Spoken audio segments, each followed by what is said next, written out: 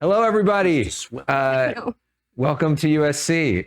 My name is Elex Michaelson. I am a proud graduate of the University of Southern California. Fight on, everybody. It is great to be back on campus. For those of you that don't know me, I anchor the evening news on Fox 11 Los Angeles at 5, 6, and 10 o'clock. I host a statewide political show called The Issue Is that airs in every market in California, but here in LA, Friday nights at 10:30. And this week we have Vice President Kamala Harris, exclusive one-on-one, getting a plug-in. And just did that yesterday. And then, and last week we were so excited to partner with USC and POLITICO and host the first debate in the California US Senate race.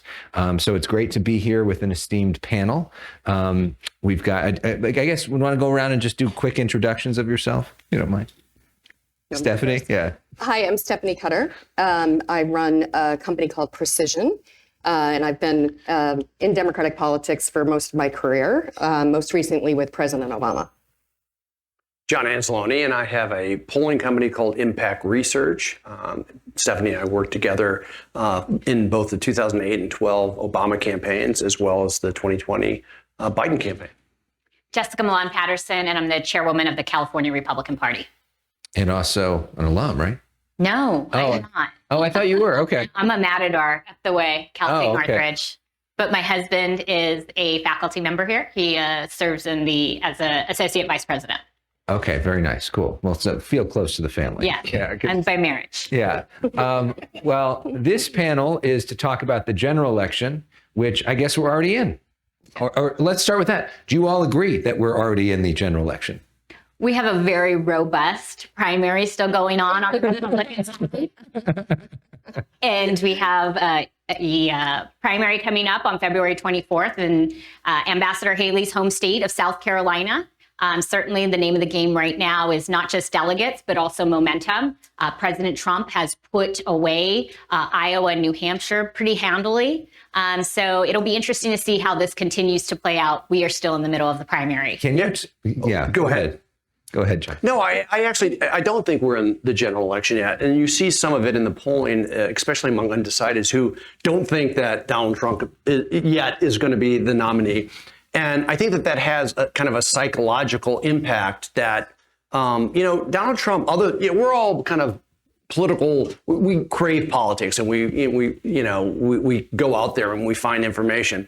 But the fact is that Donald Trump's kind of been under the radar screen for the last 3 years in a lot of ways. And I think until he is literally the nominee and it dawns on general election voters, will you see kind of the shift and the reality of what that means until they really believe and know that he's going to be the nominee. How do you say under the radar? It seems like he's on deck. That's right. But here's the thing is he was off Twitter, right? Yeah. For most of that time. Other than the fact that he has all of these indictments, et cetera, he himself hasn't been out there day in and day out like he was when he was in president, and like you will be when you are the nominee. Mm-hmm. And I think that will cause him a lot of problems. A lot of problems. Yeah. Excuse me? Unless you're Joe Biden.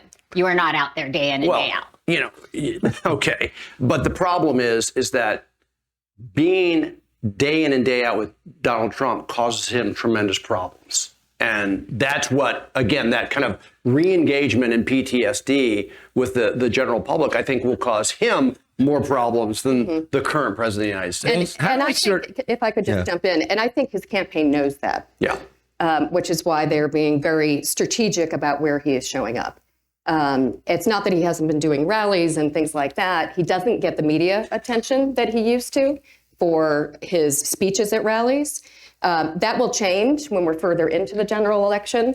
But his campaign knows the less is more of him. Yes. And more of him in base type circumstances, not mass media. And he didn't participate in debates. And again, that is a very under the radar screen type of thing. He picked and chose his things that he would do. And I think that it's interesting because I think that his campaign is restricting kind of his very front forward activity that he used to have. Stephanie, do you think that we're essentially in general election mode now?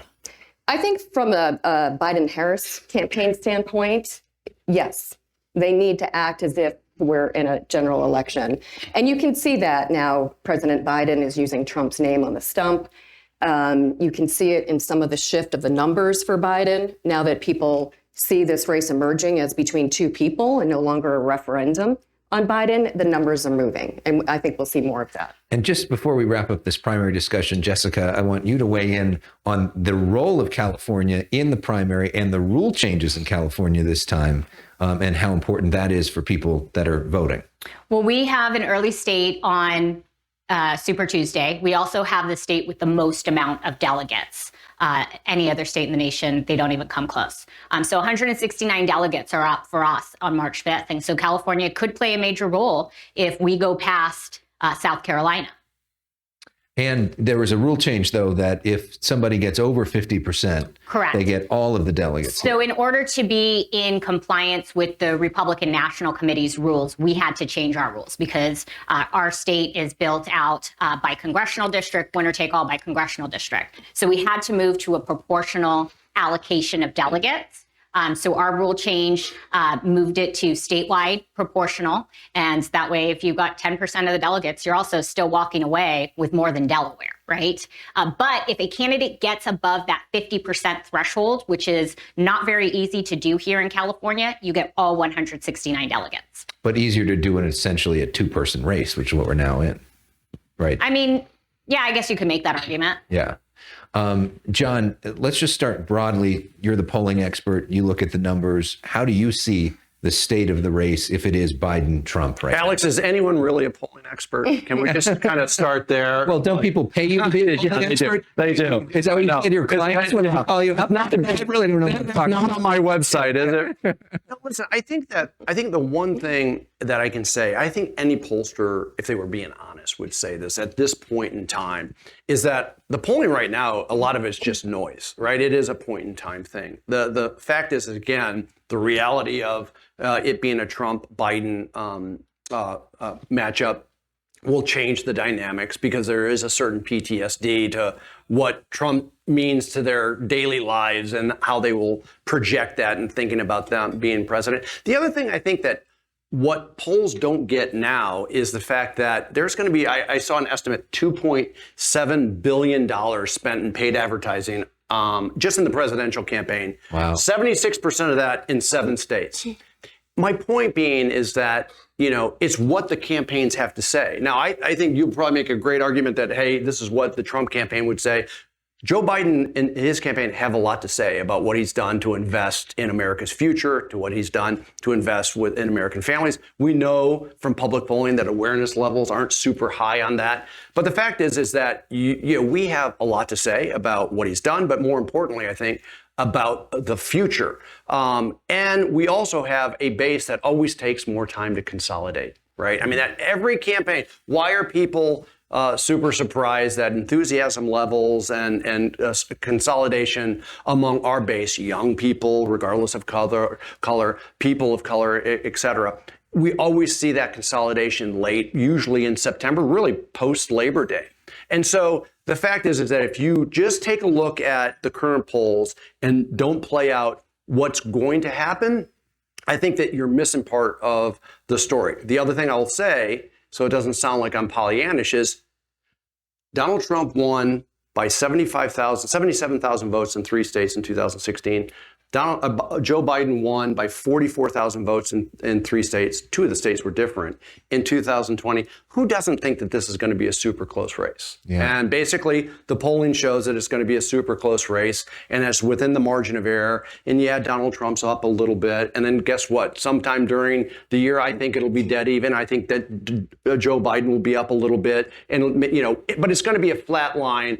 And I think that when the bell rings in Labor Day, we're going to replay 2020 and 2016. Isn't that wild to think $2.7 billion to be spent on a race with both people with 100% name ID? Yeah, right. In 7 states, 76% of that will be spent in 7 states. So who, Stephanie, then are the undecideds or the swing voters? Does that even exist anymore? Is it just about turnout? Who's being targeted with all that money?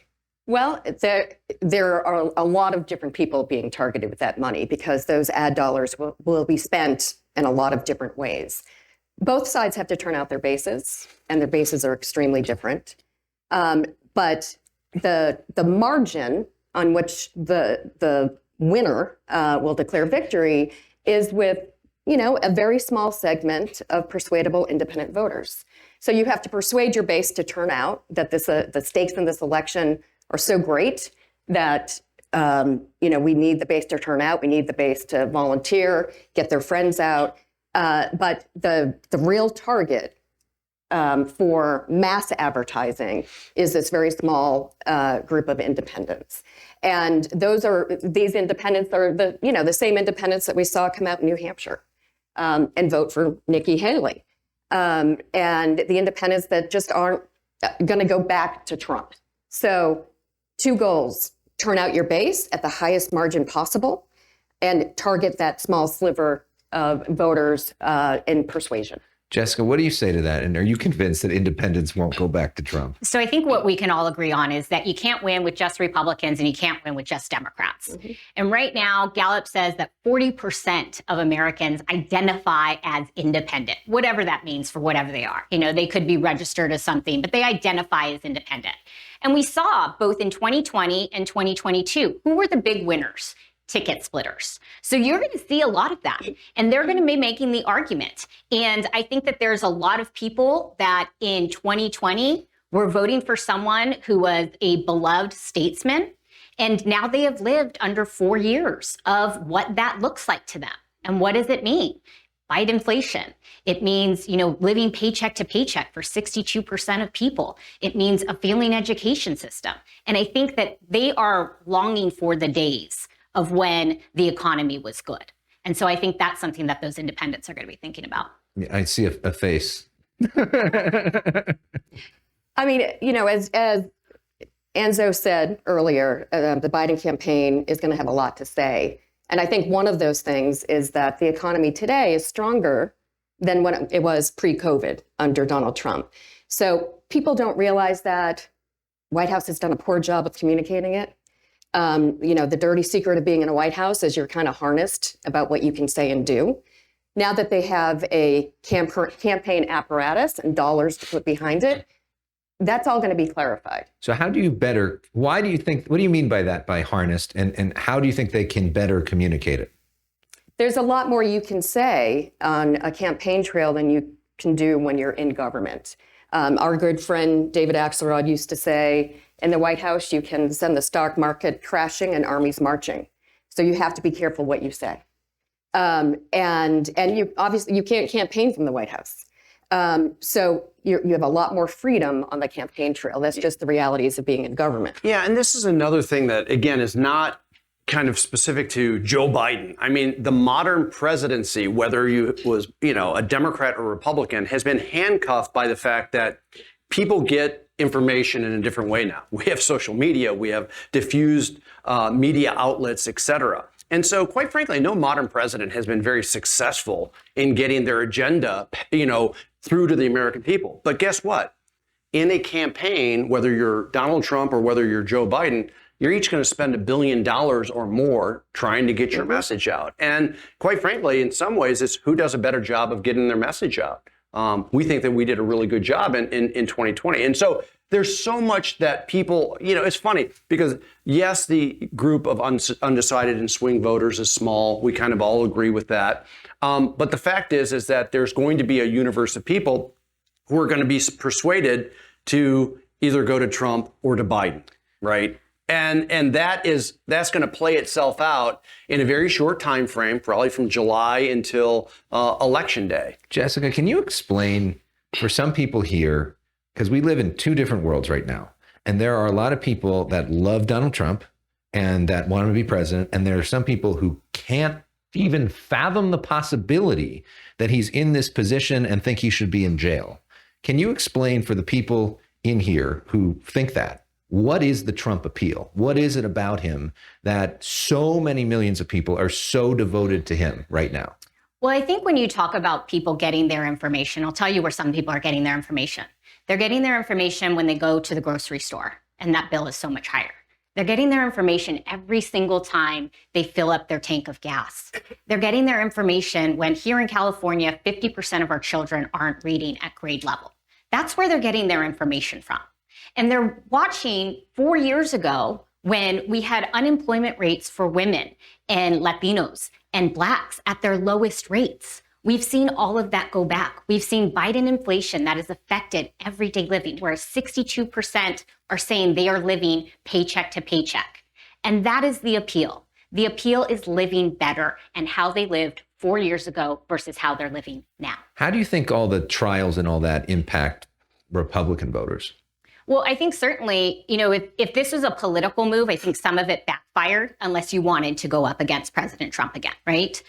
Because every single time there's a new charge, he goes up in the polls for Republicans. He raises more money amongst the base.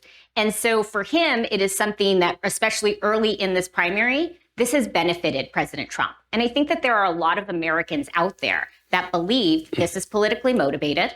And they believe if it could happen to a former president, it could happen to me. And when you get different stories about who the Justice Department is going after, that is very unsettling for many Americans. I think there's a couple false sense of securities that the Trump campaign will eventually realize. And one is over 60% of Americans believe that he's committed a crime. Okay, again, when he's the nominee, people will take that differently and put it into their risk quotient factor about voting, right? If there is a trial, and I don't know if there will be a trial, but if there is a trial, that in itself each day will be quite dramatic. And quite frankly, some of the best numbers that Joe Biden ever had was during the January 6th hearings, because people did learn new things about Donald Trump and the insurrection. So I think there's a false sense of security because, he got indictments and he went up with the Republican primary voters, which is like Democratic primary voters, kind of, a unique group of voters, not the big general election voters. And so I think that will come home to roost. The second is, I think there's a false sense of security in some of the beating up on the economy and the diagnostics. I don't know where you got the paycheck to paycheck number. I've never seen that. But the fact is that now economic diagnostics and polling have become political. Like if you have a Republican president, Democrats say the economy is shitty. And if you have a Democratic president, the Republicans say that the economy is shitty. A different diagnostic, which I think is important, is almost 60%, about 58% of people, when you just ask them about personally, are you doing well? Are you doing good? Okay, people, their finances are good. Right.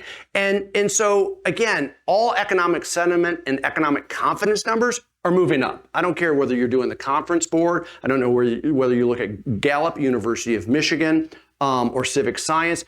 Economic sentiment numbers are moving up. And usually there's a lag time between how that is digested with voters, et cetera. Not saying everything is great. You're going to make an argument. The Trump campaign is going to make an argument that everything is shit. We understand that. But the fact is that I think that there's a false sense of security to that once people see, again, not only what Joe Biden has done, but campaigns. Joel Benison always said what? Campaigns are about the future. And I think Joe Biden has a hell of a lot more to talk about what he's going to do to invest in the American economy and families for the future. And Donald Trump will just be negative and demeaning and beat people up. How much is somebody's education level determinative of where they're going to be right now as we get inside the numbers and how much that has changed? A lot. But it's also not static. It can change. The more highly educated you are, the more likely you're for Joe Biden. However, the union vote is up for grabs. And, I very rarely watch TV anymore just because I get my news from various places and I'm always running around. Thank you. Oh, no. I'm so, It's okay. I wish I had. That's okay. Yeah. If I would watch. It's great on digital and good podcast. We'll send you the links. Okay. Yeah.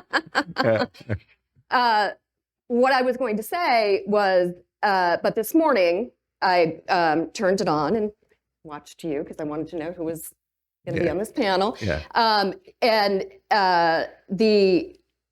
caught the head of the UAW on Morning Joe, who was making one of the most effective arguments, not just for Joe Biden, because Joe Biden is the union guy, but against Donald Trump, calling him a scab, telling anecdotes of things that he had done as president against unions, one of the worst NLRB boards that, whose goal was to dismantle unions.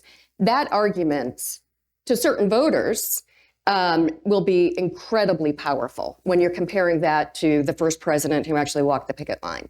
So, education can be determinative, and more so as time goes on. But with Joe Biden on the ballot and union voters up for grabs, I think we'll see a little bit of a shift in that. John, we've seen a shift from Latino men and Black men away from the Democratic Party. Obviously, they are such a huge majority, and they still have a majority, but it's less in certain polls. Why is that, and are you concerned by that? Yeah, and before I get to that, I just wanted to build on one thing that I think everyone should watch out for, is because we've done great with college-educated voters, which is not the case in, like, for example, in 2000 when Bush would have taken college-educated voters. But watch non-college-educated women, because we also have a great contrast on choice and reproductive rights. Yeah. And this debate is not over. If you saw news today about what some of the pro-life groups are now going to go to try to get the EPA to talk about get the abortion pill as a forever drug to ban it. This is if Trump becomes president, they already have the agenda. So again, look at non-college educated women. I think could be an interesting group with reproductive rights.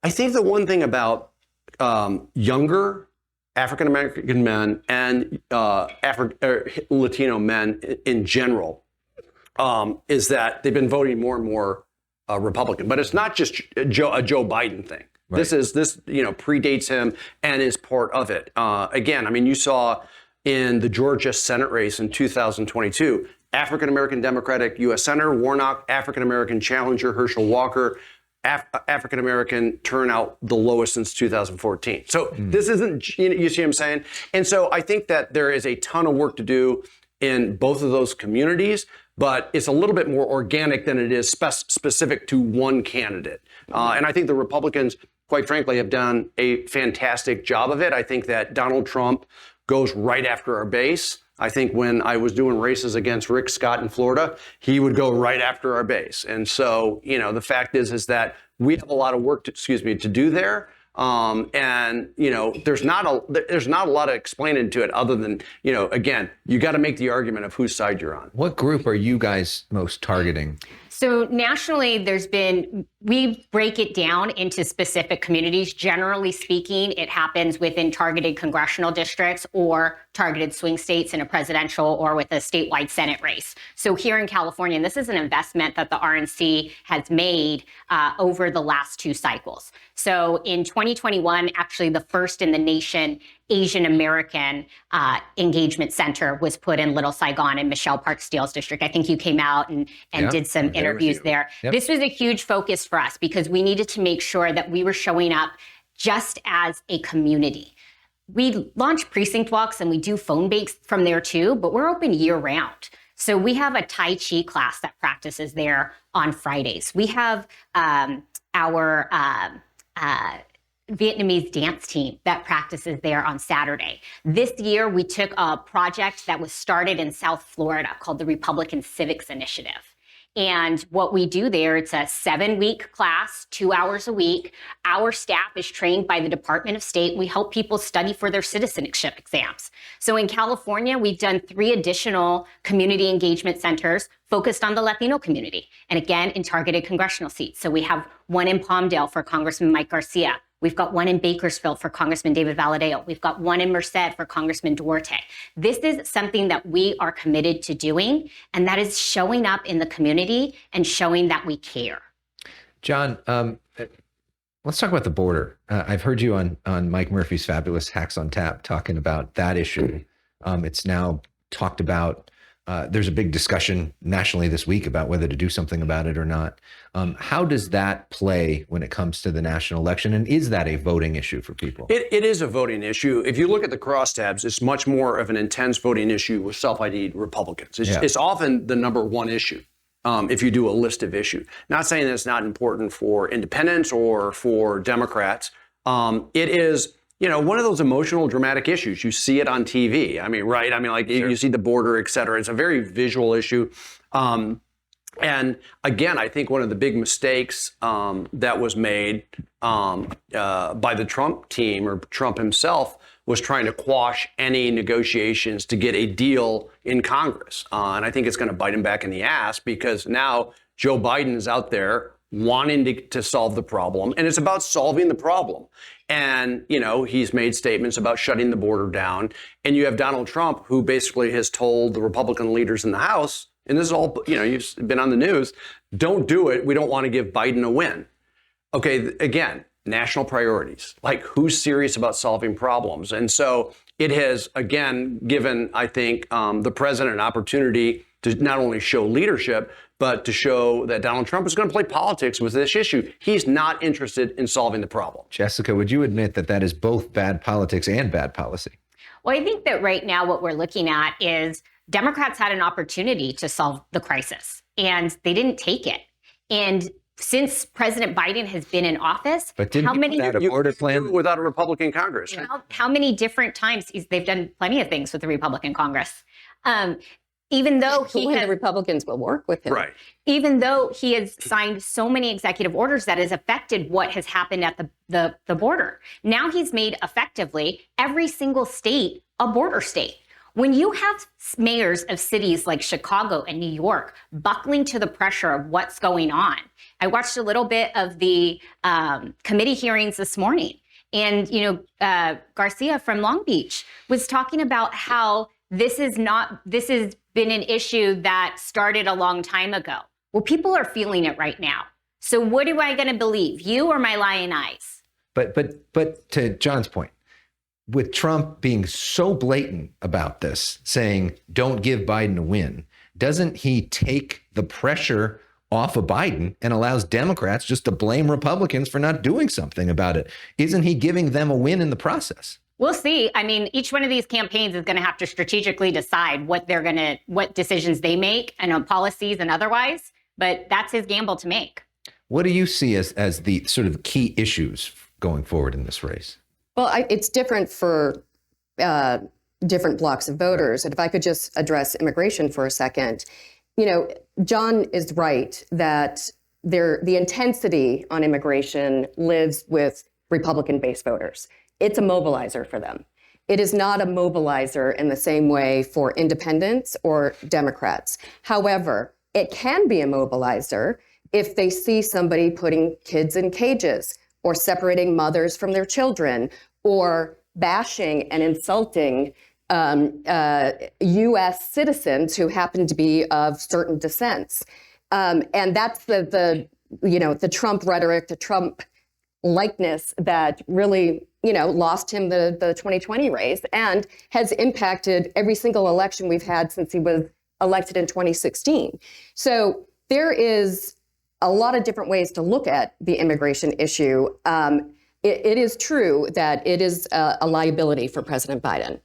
Now that former President Trump has torpedoed a viable solution to the current problem, he owns it. He owns the problem. And if I were on the Biden campaign, I would be making him own that problem every single day, not to reach Republican voters, but to reach that middle. So I think that what was a liability for President Biden has now become a weapon that he can use as part of his arsenal to reach those voters. Other issues, I do think crime will be an issue. It depends on how it will be used by the opposing campaigns. I think the economy, I know it's easy to say because the economy is always an issue, but it will be an issue this time because you are comparing for the first time in history, two different presidents' records on the economy. And that will be a big piece of President Biden's argument going forward. Not just that my economy is better than his, but we're on a path right now to build a free and fair country. We're on a path right now to protect the backs of the middle class, to give everybody a chance to succeed, but we're not done. This is not time to turn back. And if we elect this guy, we're not just going back, we're going back into the ditch. So John, what do you see as the issues for that independent voter, those very few people in those 7 states? So this may be strange to say because I think that we're all trained to like have a umbrella message and be very focused, et cetera. Again, when you win by 77,000 votes and 44,000 votes, you have to talk to everyone and your margins are everywhere. Like, for example, one of the biggest gains from 16 to 20 for the president was with seniors, voters 65 and over, right? I mean, he won them. We're leading by a very small amount, but that's a huge, huge gain. What do we have? $35 insulin, $2,000 cap for Medicare, negotiating with now the pharmaceuticals with Medicare. So for seniors, those are big issues. Social Security and Medicare and protecting it is going to be a huge issue. So, but I could go to almost every demographic group, and I think that we and you are going to be talking to them in a bunch of different ways. If you're talking to young people, you're just talking about different things. You know, maybe you'll be talking about climate change and maybe you'll be talking about student debt, right? I mean, if you're talking to working moms, et cetera, that's a different issue. Caregiving, huge issue in America, right? No one thinks about, you know, those family members and caregivers who like, you know, take care of family members, et cetera. There's so many just the kind of niche issues. Child care tax credit, a big one. Both in the African American and Latino community, but also overall. So I know it sounds strange that there's not just going to be one issue, but most of these issues also fall into it's the economy stupid, or you know, it's the cost of living stupid kind of frame. And then you have democracy, which, you know, everyone was like, oh, you know, democracy is not a real issue. Joe Biden, as president, gives this unbelievable speech in October of 2022, everyone's like, why is he talking about that? The number 2 issue.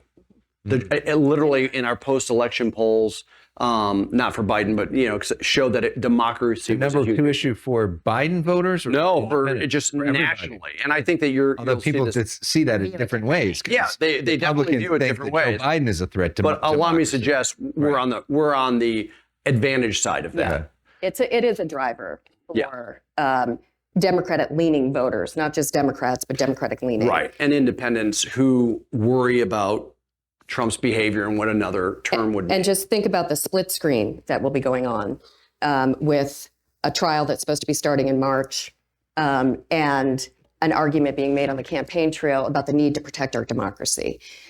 There's one other issue, and you know, we don't mention it because it's so obvious, but abortion will be a huge issue in this election. And, you know, the idea of, for the first time in history, somebody taking your freedom away from you, a constitutional right that we've had for generations being taken away from more than 50% of this country. So we will see a lot of that. And it was interesting yesterday, I was with Vice President Harris, who's on the reproductive freedom tour. She's out on the stump, and I know there's been a lot of critics of her, but it seems on that issue, she's certainly found her voice and is a very effective messenger. And maybe that's an advantage of having a female vice president than you wouldn't have, you know, an old white guy talking about that issue. Speaking of that, I guess, well, I'll go to her now. I'll bring up that issue because I was going to bring that up. You know, her poll numbers are not great. What do you see as her role, and what would be the most effective way to use her in the next year? Yes, sure. Yeah. Well, I mean, poll numbers of vice presidents are rarely great because people are not paying attention to them, and they got rarely a president see them. who would be 86 years old. So maybe the vice president matters a little more than before, right? Well, I understand that that's an argument that's being made out there very effectively by the Republican Party. I will say this about Vice President Harris. She is extremely popular with young people, with Democratic voters, and with women. And she had a very successful college tour through the fall to organize young voters. She is in the midst of this reproductive freedom tour, talking to women about the need to stand up and protect your freedoms, and how she and Joe Biden will do that. I think that for a vice president, and you know, like we had lots of conversations about how to use Joe Biden in 2012. And we sent him to every union community you could think of. But for larger media markets or big events, you reserve the president. So you will see the vice president, Kamala Harris, being used in that same way, with the audiences that respond really well to her. And that those numbers are growing. I understand the arguments that have been made over the past several years for a variety of reasons that aren't all necessarily fair to her, that she wasn't effective. Once you look under the hood and you see the work she's actually doing and what she's doing on the campaign trail, I would say that she is one of the most effective vice presidents that we've seen. And I think that will prove to be true the closer we continue to be proven to be true, the closer we get to the election. Jessica, you agree with that? I would love to see more of her as well. The only person that has lower approval ratings than President Biden is Vice President Harris. So we love seeing her out there. I wish the media would ask her a little bit more about her role as the border czar. We don't see that as much. She was never called the border czar. No, they said she would investigate the root causes of migration. We We'd never love used to the see phrase border czar. Kamala in And it. yet that is so out there that she's the border czar, but that's never been said. Very effective Republican Party. Yeah. You're welcome. Yeah. Okay. Who do you think would be most effective for Donald Trump to pick as VP? I think there's a lot of options. And I think that's what we saw really during this presidential primary year. There is an embarrassment of riches out there. I think that it's exciting to see someone like Ambassador Haley. I don't know that President Trump would necessarily choose her as his vice president. We've seen some others, names that are out there. Senator Tim Scott out of South Carolina is fantastic. Obviously, the governor from Doug Burgum from North Dakota is interesting. A lot of people are talking about our governor from South Dakota. So there's a lot of options out there. Kristi Noem or Sarah Huckabee Sanders, some people are talking about. Yes, from Arkansas as well. Who would be the most effective messenger for the Republicans on that side, John, to you? Do you think that would be the scariest? Or not looking to be a smartass, but embarrassment seemed to be the key word there. You said embarrassment of riches. I mean, like you have, the leader, Stefaniak from New York. Stefanik. Had a press conference and called people who had been sent to jail for the insurrectionists and beating the hell out of police, called them hostages. And she's out there, quite frankly, auditioning for vice president. And so when you have someone like Donald Trump, I'm not sure it matters who the vice president is, and I don't think we're worried about who the vice president is going to be, because Donald Trump, is the again. I mean, it's like the conversation about Kamala Harris, who I think completely has her sea legs and her voice, and is going to be effective for us. I think that she will be a very effective tool. But every vice presidential candidate has their niche. If we were talking about Mike Pence, we would have been talking about, oh, he was like he campaigned for the evangelicals, right, and in the rural areas, et cetera. And so it's going to be an interesting, it's going to be an interesting selection, because Nikki Haley would have been the natural choice, and there's no way she's going to do it. How, or would he even ask her? Yeah. Probably I not. mean, he's already, hard to imagine that. prevented her donors from being part of MAGA. Although once you like him, he seems to like you pretty quickly. I mean, that seems to be a thing too. Because he owns them. Yeah.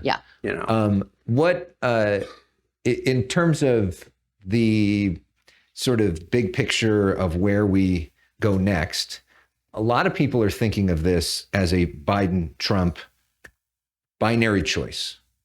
But we may have more candidates than that in the race. We already have Bobby Kennedy. We know Cornel West and Jill Stein are in it. And there may be Joe Manchin or some sort of no labels candidate or campaign that goes forward.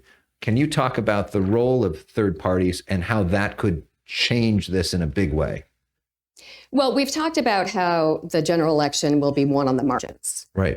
It'll be a very close race. We walk through how many votes elected President Trump, how many votes elected President Biden.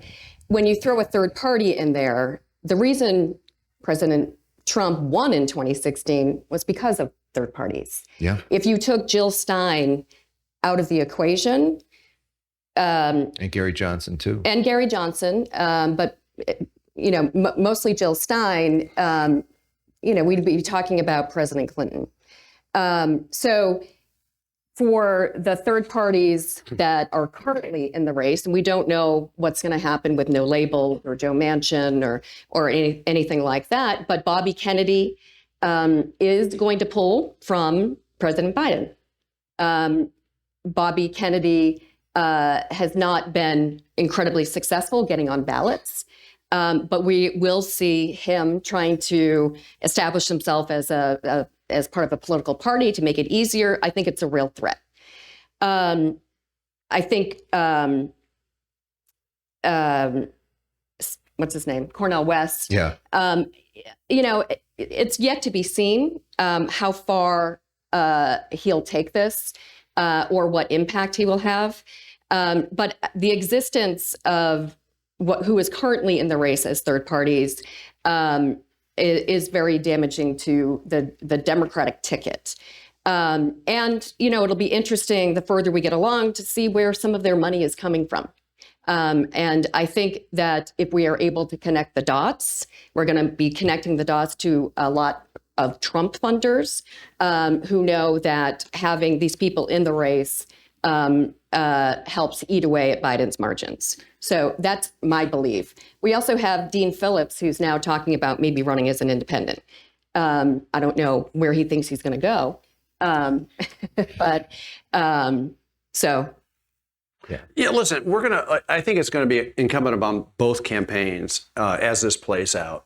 And third-party candidates is just a disaster for polling, by the way. Like another reason, people will think that there were mistakes in polling. People love to say that they're going to vote third party, and it never kind of matches where they at the end of the day, people say they're going to vote third party, and then they make this risk factor. Like, okay, they know what happened in 2016, and that's 2000. Even think about Ralph Nader. Yeah, he was no doubt about that. Stupid butterfly ballot with Pat Buchanan. Exactly. Right? It could have now President Al. So I think the seriousness of kind of, again, the equation that young people, for example, would make who would love to vote third party, will all, at the very end there, they've got to make a decision, and they will remember 2016. And so I think that we'll see a dissipation of third party from the polling that you see right now. If you ask, Joe Biden, Donald Trump, or someone else, or list them, you get anywhere between, 13 and 15%, sometimes a little less, sometimes a little more.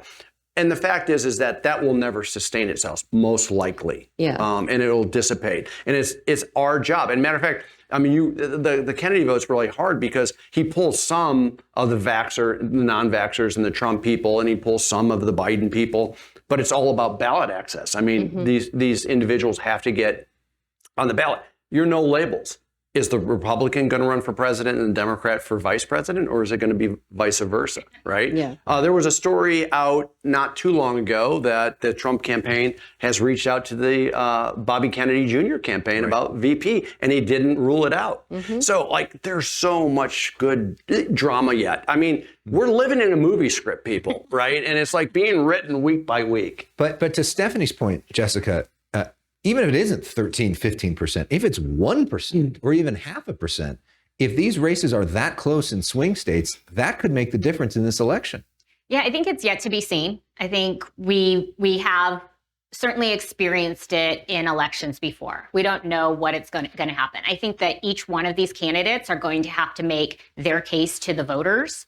And if they're not doing that well enough and a third party comes in and goes after that, then we're going to see results from it. But I think it's yet to be seen of how much it'll affect. Another big issue is just the president's age. It is an issue that voters talk about.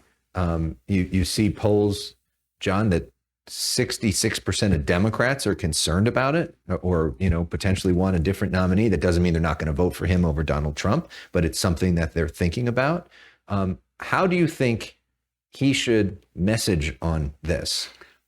Well, first of all, we just have to have a reality check conversation, Alex, about this, because you can pull one. The reality is Joe Biden's running. He has a tremendous record, and the fact is that when you take a look at the head-to-heads, his consolidation of Democrats is almost as high as the consolidation with Trump as Republicans. And, again, in terms of messaging it, people know his age, and they're going to make a decision at the end of the day based on what he did as president and what he wants to do as in his next term. And that's really how you message on the age is, here's what I've done, here's what I want to do for America's future. But should he lean into, Stephanie, maybe this idea of wisdom? Which they talk about a little bit, but like really talk about that in a different way, or be self-deferential about the age, which he's done some of. How do you handle that if you're offering your advice? There's nothing we can do about his age. Yeah. He's 81. Everybody knows it. He has been self-deprecating.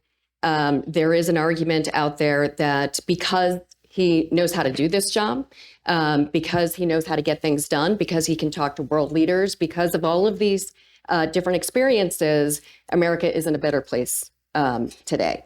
I find it interesting that Nikki Haley is going after Trump for his age and questioning his mental fitness. Right. And I think that will, come back to bite her for her future ambitions. But it has caught hold. People are talking about it.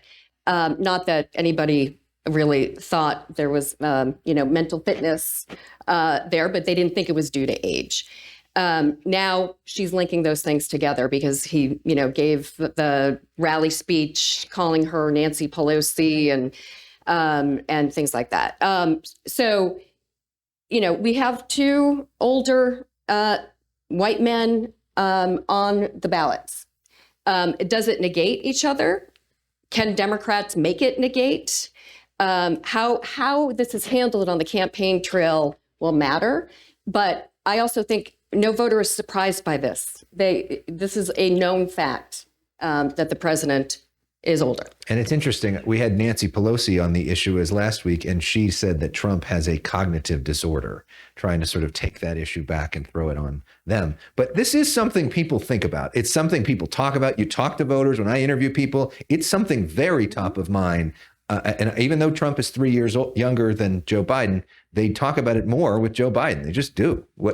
How do you see this issue? Well, I think they draw a contrast between the two, right? And you see someone who has a lot of vigor, who is out there, who stands up in front of a podium, sometimes for hours on end, and someone who is very rarely out, who's calling lids very early in the day. And so it's an easy contrast to make, even though there's only a 3-year difference. So how do you guys talk about that issue and the danger that if Trump does some of that himself, that becomes a danger for you all too? I don't think we've really seen that in the same way. And again, the contrast has been, I think, very significant. And I think that's why Republicans have been successful about talking about it. If President Biden was someone who was on the campaign trail and out there, even on the presidential and policy side, as much as President Trump was when he was in the office, I think that it would be a very different discussion. But right now, it's an easy case for us to make. So if you had to bumper sticker this, we'll go down the line on this, bumper sticker what the message is. For both parties, that'd be interesting. What do you think is the bumper sticker argument for Trump and the bumper sticker argument for Biden? Let's bring back prosperity. For which one? For Trump, sorry. I'm kidding. For Trump, and what would your argument? I know you don't want to give advice to the other side, but what do you think would be the best argument for Biden? I can do better. Okay. I think this election is about, again, investing in America's economic future. I really believe that at the core, that's what this is about. And it's interesting that in 2020, you really, in the entire campaign, Trump almost never talked about the economy. And I think the contrast message, there's so many of them, but it comes down to, crazy and chaos. It is about what the hour by hour, day by day, week by week chaos that this man brings to your life. What about you? There's so many running through my head, and I'm trying to land on one. I mean, you could, if Joe Biden cares about you, Donald Trump cares about Donald. We've recovered, no time to turn back. We're building a better America, no time to go back to chaos and disruption and division. All of those arguments, I think we're going to see in different ways on the campaign trail. It is really hard to put this election on a bumper sticker. But I will also tell you, we have this conversation every presidential year. And it's just not the way politics works anymore. What do you mean by that? There are complex issues in a complex electorate that need to be broken down. You cannot put it on a bumper sticker. Do you guys think there's going to be a presidential debate? Because I think there's incentive for both of them not to debate. But do you think that there will be? Well, the Trump campaign boycotted the Presidential Commission on Debates and vowed not to do them. So, no, I don't think so, because they've already said no. You think so? Do you think there's going to be a debate? We'll see. I really don't know. Yeah. I mean, although I guess this year, what else do you need to hear? I mean, there's so much in terms of both of them. I'm curious, Stephanie, for you especially for somebody that worked and knows Obama so well, Trump objectively is a more compelling person on stage right now. He just is. But he also is often a solo act. Like his literally said in 2016, I alone can fix it.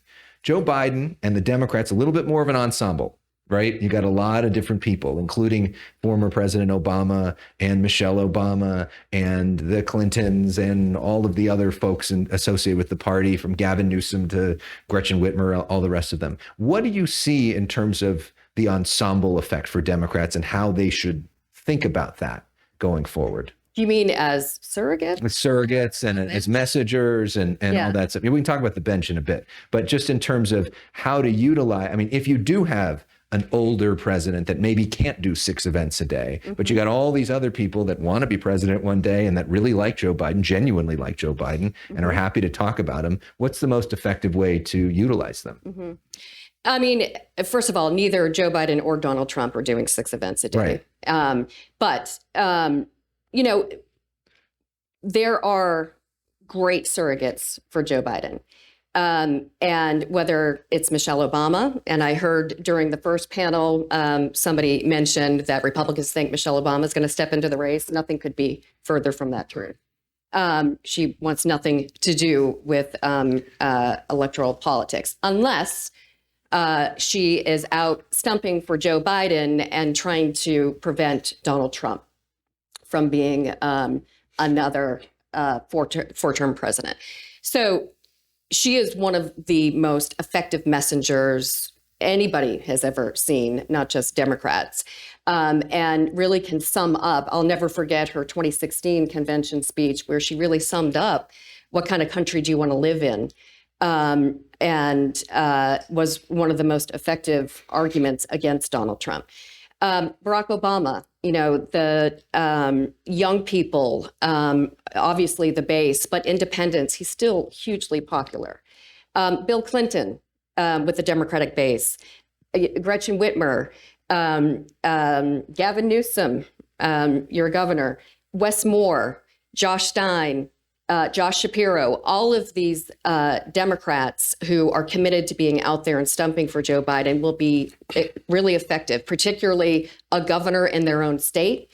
For these national Democrats, they can go places, that because of scheduling or the burdens of being a president, Joe Biden can't get to, still raise the money, still draw the crowd, still register people to vote. It is an enormous asset. And I would also add that 5 out of the 7 states, I think, have Democratic governors. And so if you're a Shapiro, governors, like, they're transactional people. They get things done, and and a lot of what the Biden administration has been able to accomplish, whether it's the Bipartisan Infrastructure Act or the CHIPS Act or IRA, which had a lot of new energy. I mean, they're putting it to use now. Like you can show the roads and bridges and water systems if you're in Pennsylvania, or the EV and battery plant that went to Michigan, et cetera, right? The semiconductor plant that's in Hobbs and in Arizona. And so I think this surrogates become really important at almost a transactional level of helping to talk about all these amazing things that have helped, again, kind of reinvigorate, transform their economies. And you're already seeing that. Governor Shapiro in Pennsylvania just did an event last week on I-95 where the bridge collapsed, thanking President Biden for providing the resources to fix Pennsylvania's aging infrastructure. There are literally dozens of these projects happening in every single state right now. What do you see as the Republican Party's role in all of this? Well, we're the infrastructure, right? We build the runway and the candidates are the plane. And so that's our job. So we're engaged on the data side of things. We're engaged on the organizing side of things. We're engaged on, the large dollar fundraising that can happen through a party that cannot happen because of limits for candidates. So that's what we will continue to do. We're going to do questions in just a moment. I just want to ask one more question as the California politics guy that does the California show around the horn. Clearly, Gavin Newsom is engaged in this campaign. There are different thoughts on why he may be so engaged in this campaign, but we see him campaigning around the country just last week, going to several different swing states to make his message. What do we make of him and what he's doing? Is it effective? And how does he play into all of this? Jessica, I'll give you that softball to start off. So I love seeing him in places like South Carolina, where there's a clear contrast. We've watched 700,000 people leave our state in 2022 alone. We lost a congressional seat for the first time in our state's history. And we're seeing them go to places like Florida, like Texas, like Idaho. So when he visits places like South Carolina or places like Nevada, I like that because we have Gavin Newsom's greatest hits that we can talk about, whether it's the economy, whether it's education, the highest gas prices in the nation, the unaffordability crisis that we have here. We love being able to show the contrast of what Democrats want to do to the rest of the country, and that is take California to them. Who do you think would be a stronger Democratic nominee in 2024, Joe Biden or Gavin Newsom? I think Gavin Newsom would be a stronger Democrat nominee for Democrats. I think he would be harder to beat than Joe Biden would be. Around the country. Mm-hmm. You do? Well, interesting. Okay. I didn't know if you were going to say that. John, I don't know if you're not going to answer that. No. But listen, Gavin Newsom, all you had to watch was the debate for DeSantis to understand that Gavin Newsom is a great spokesperson for, the Democratic Party. Okay, why to be a Democrat? I mean, it was a smackdown. He's an incredibly succinct. He's good at delivering a message, and I think that he's an incredible, value to the Democratic Party for the presidential and for other races as well. Of why, why you should be a Democrat. Who would be the front runner in 2028? Do you think? Oh, listen, if everyone wants, if you're a governor or a U.S. senator, a Democrat, Republican, you're gonna what about a vice president? What's that? A vice or president. a vice president. I mean, you're gonna run. I mean, you're gonna run. Yeah. What do you think of Newsom? How he's doing his moves? So I'll be honest, I don't know exactly where he's traveling to or how they're using him on the campaign trail, but I've always thought he was just a great messenger. He knows how to communicate, how to break things down. Not talk above people, but right at them. And I would also add, also in California, Pete Aguilar, who's the number 3 in the House in leadership, fantastic surrogate. I mean, again, another person who I think you'll see out there because he's very good at articulating a Democratic message. Chair of the House Democrats. Yeah.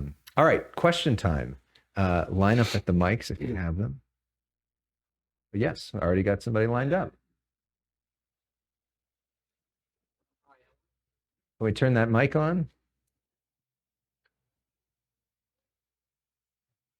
The on button.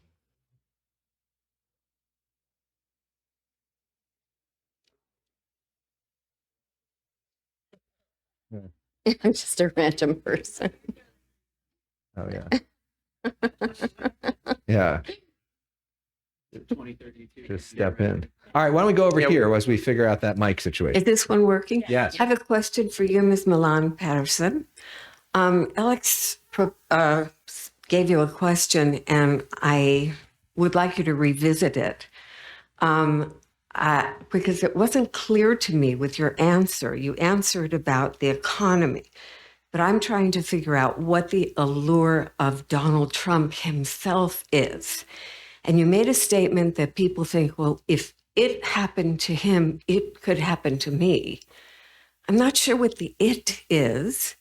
If you didn't grab women by the you didn't steal documents, you didn't spread feces in the Congress, why would the government be after you? So are you an undecided voter? I'm kidding. Absolutely. Yeah, okay. So I think I led with some people believe that some of these charges that are being brought forth, whether Department of Justice or in individual states or counties, are politically motivated. And if it can happen to the former president of the United States, then it can happen to anyone. That is what some people believe. I believe that the allure of Donald Trump is the fact that when he was president, there was a record low unemployment for African Americans, for women, for Latinos. There was a sense that we were getting ahead. There was more money in our pockets. Our wages were keeping up with the inflation. Those types of things, I think, are very alluring to many voters. So you're saying that despite whatever personal flaws or legal problems, that people will overlook that because of their pocketbooks? I will. Yes, I would say that. Thank you. Thank you. Yes. Why don't you say your name?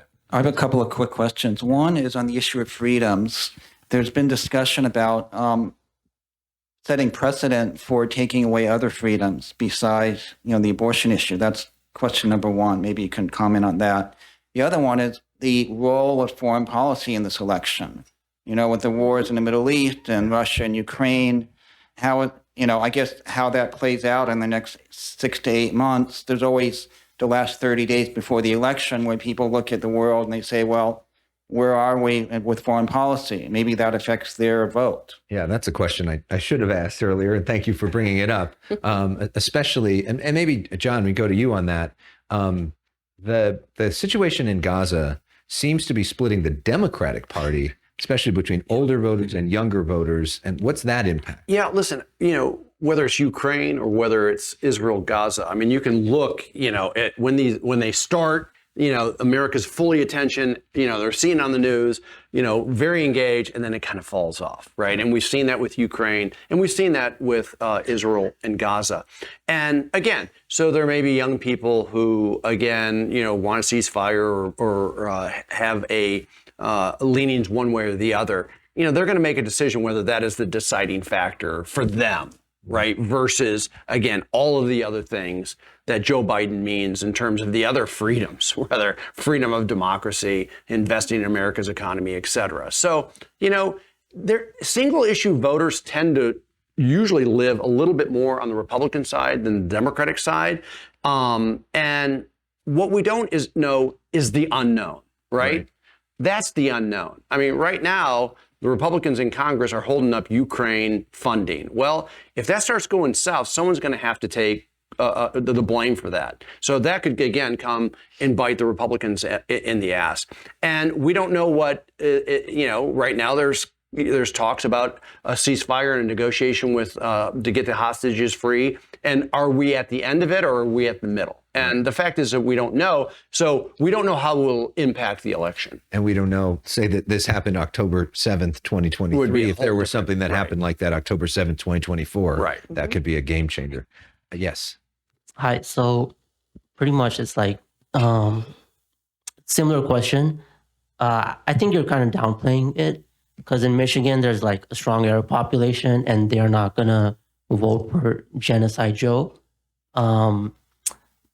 That's great. I don't want to cut you off. I want to hear the rest of it. But the fact is that, again, the election's a long time away. And Trump is literally the person who wanted to ban Arab Americans from America. And so everyone's going to, again, have kind of a decision to make here. And, again, we don't know what's going to happen in Israel and in Gaza in the next 7 months. But there's also choice. Campaigns are about choices, and your choice is also to stay home. And I don't mean that about Arab Americans. It could be young people, it could be rural people, et cetera, or vote third party. Or you got Bobby Kennedy or Jill Stein running on campaigns of peace. Yeah. That could be a place that some of those folks go to. Finish your question. Sorry. But yeah, for a lot of them, it is a red line. I guess you could call it single issue vote, but it is a red line because America, they also cut funding to UNRWA, and that they provide aid to 2 million Palestinians, and those Palestinians are right now starving in Gaza on top of the bombing. So people are seeing this and they see Biden doing it, and they just, it's going to be difficult, especially people who are Arabs. In Michigan, that's something that Biden needs. So it's going to be difficult to change their minds, and they seem pretty convinced that they're not going to do it. Yeah.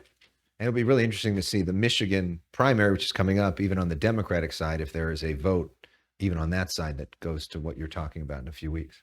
Yes. Yeah. If I were running the Democratic apparatus, I'd be having Biden or one of his spokespeople at every infrastructure groundbreaking saying, we did infrastructure, and then have clips of Trump saying, this is going to be infrastructure week, and he never got it done. Why aren't the Democrats doing more of that? I think they are. Yeah.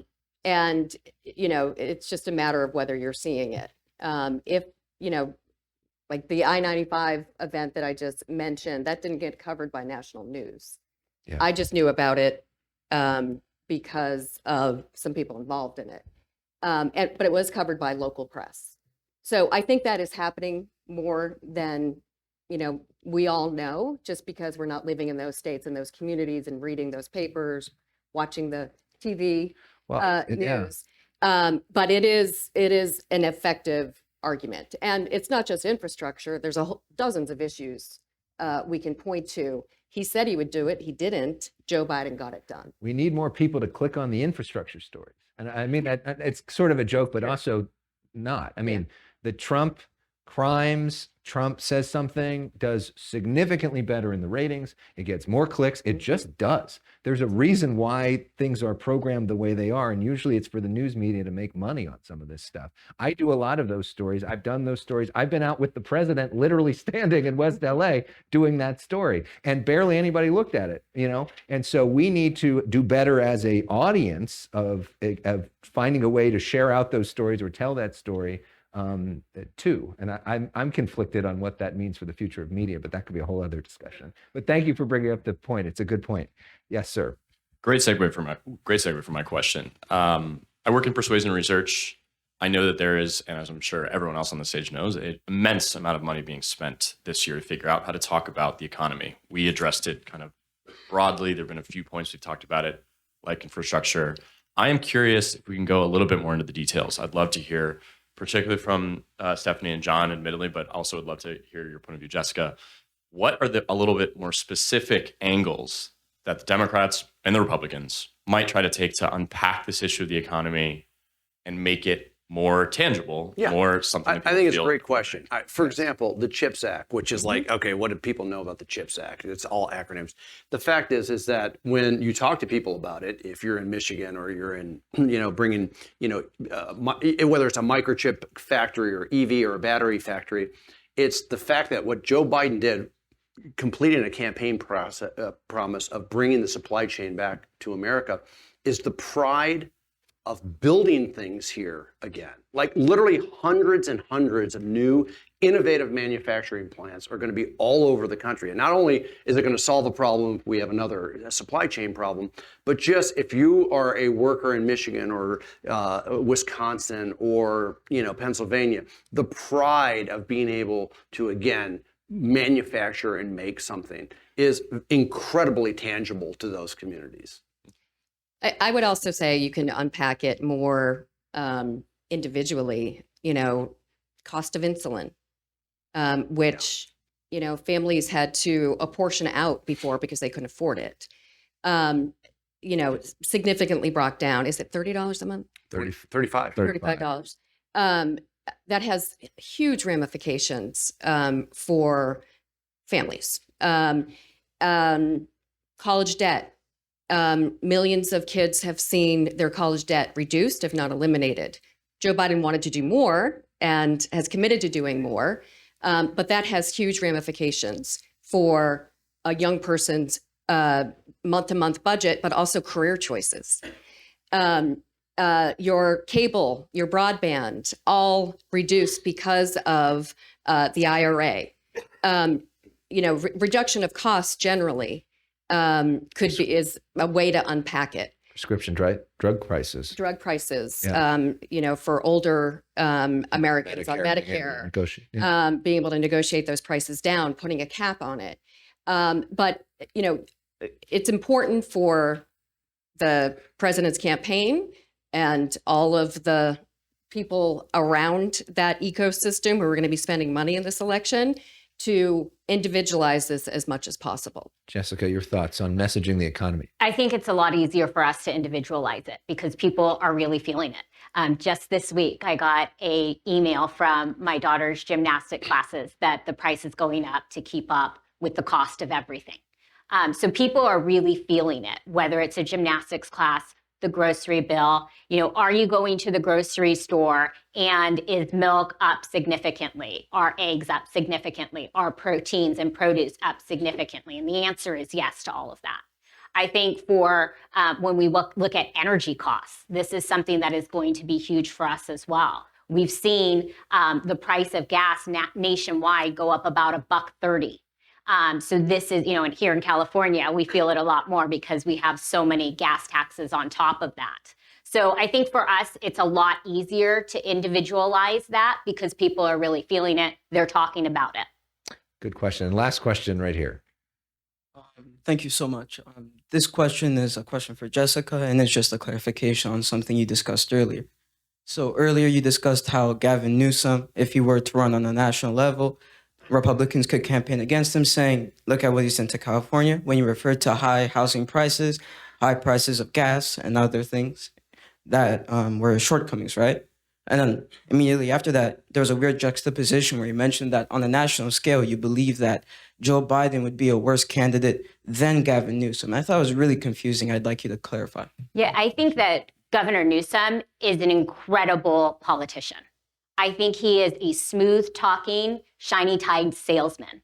And I think we may have been watching different debates because I walked away from that completely different. When a member of the media held him accountable and asked him very direct questions about what was happening here in California and comparing his state to Florida, it was a very tough position to be. And it was one of those rare moments where I didn't think that Governor Newsom excelled out on the stage. I think that he is a smooth-talking guy. I think he is a failure as a leader, and I think he is wrong on most policy issues, but I think that he is incredibly charming to most people. So then in that case, you believe that because he's very charming, you think that he has a better chance than Joe Biden at winning the presidency? I do. All right. Thank you. On that note, Jessica Patterson going for Gavin Newsom for president. I'd still love to run against him. I'm kidding. Yeah. Thank you all for this really enlightening discussion. Give them a round of applause. Really, really enjoyed it. Thank you all for being here today. It's important to learn about this stuff. We've got lunch about to be served, and then there's more great panels to come. And hope you'll tune in to The Issue Is this week.